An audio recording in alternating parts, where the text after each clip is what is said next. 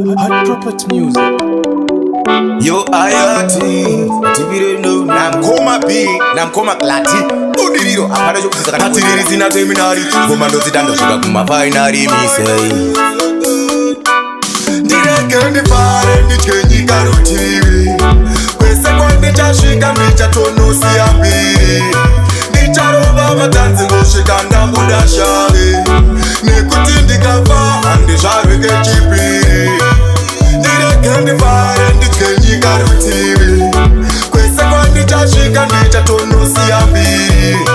Ndicharova matanzi ngoshika ndabuda shari.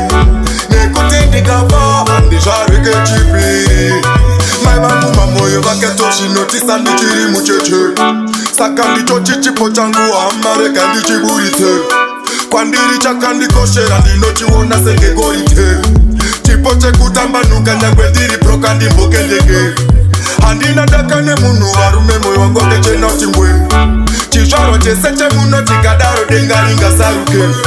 Ndakatopavira ngoma widza kunoti muti ndisimuke. Ike zvino yava nguva yanguwo hama musandidzivise. Ndirege Ndifare ndikenyika rutivi. Kwese kwandichasvika ndichatonosiya mbiri. Ndicharova matanzi kusvika ndabuda shari. Nekuti ndikafa ndizvarweke chipiri. Ndirege Ndifare ndikenyika rutivi. Kwese kwandichasvika ndichatonosiya mbiri. Ndicharova matanzi kusvika ndabuda shari. Nekuti ndikafa ndizvarweke chipiri. Sheka chiuno uso kudzekerera pasi. Sheka chiuno shekare kudzekerera pasi. Sheka chiuno uso kudzekerera pasi. Sheka chiuno shekare kudzekerera pasi. Dzeka pasi. Dzeka chaifi.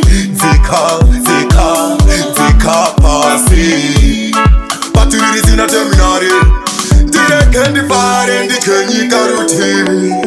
Kwese kwandichasvika ndichatonosiya mbiri. Ndicharova matanzi kusvika ndabuda shari. Nekuti ndikafa ndizvarweke chipiri. Ndirege Ndifare ndikenyika rutivi. Kwese kwandichasvika ndichatonosiya mbiri. Ndicharova matanzi kusvika ndabuda shari. Nekuti ndikafa ndizvarweke chipiri. Ndirege Ndifare ndikenyika rutivi. Kwese kwandichasvika ndichatonosiya mbiri. Ndicharova matanzi kusvika ndabuda shari. Nekuti ndikafa ndizvarweke chipiri.